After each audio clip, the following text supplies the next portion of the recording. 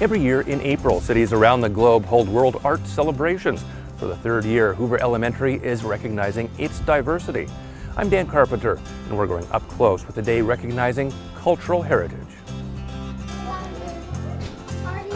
And if you guys want to take a pin and put a pin on the map where your family comes from. Many of these push pins are landing far from Minnesota. Down, down, down, right? See right there, Sydney? Yep. A connection to these places remains strong, even if some students at Hoover Elementary have never known them. We are from Sweden and Germany. I'm not. Yes, your ancestors are.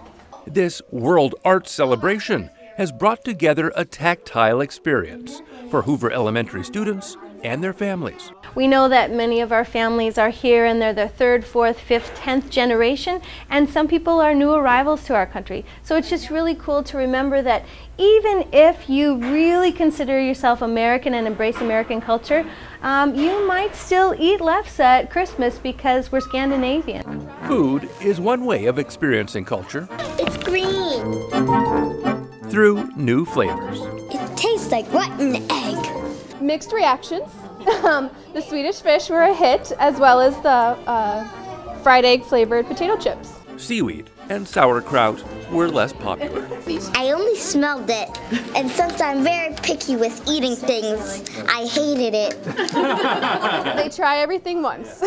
Food is just one way Hoover Elementary families shared their cultural heritage with others. These tables allowed students to share where they come from through art. The more people understand each other, I think the more accepting they are of each other about the differences. They learn about them and they're less likely to be afraid or misunderstand them.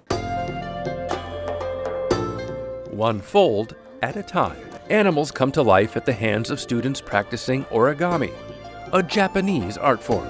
It's pretty easy for me. Just down the hall, We're making tangram puzzles. 7 shapes come together to make animals. It's a cat.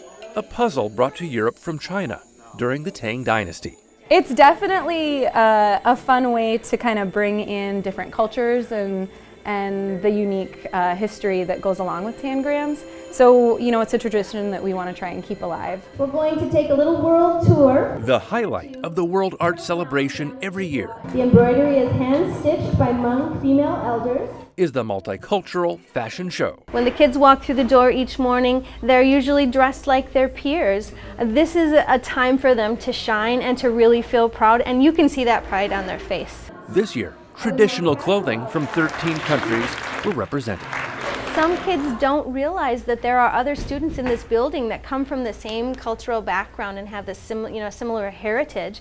So when we all come together for the fashion show and they kind of gasp, "Oh, you're from Liberia too? You're from Nigeria too?" Yasmin Ali is representing Ethiopia with a dress made from fabric imported from Nigeria. You can wear these to weddings and like celebrations, and when you spend time with your family, you could just wear it. Yasmin watched her mom make the dress. She's teaching me a lot. Eager to learn.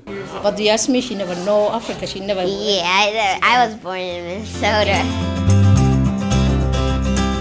I was really surprised that once we started doing the fashion show, that families put so much into it, you know, getting the special clothing just for the event and or making their clothing. Parents represented their home countries too. Today I'm wearing our West Africa traditional outfit. Her daughters were born in Minnesota, but their family is originally from Togo in Africa. Since they was born here, I let them know that how we dress African.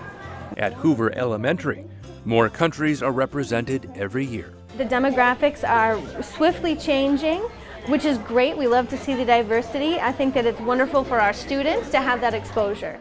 A night of new cultural experiences these educators hope will leave a lasting impression. For me, I hope it cultivates in them a sense of adventure and wanting to travel and see the world. A Coon Rapids Elementary School celebrating its diversity and the cultural connections that span the world's continents.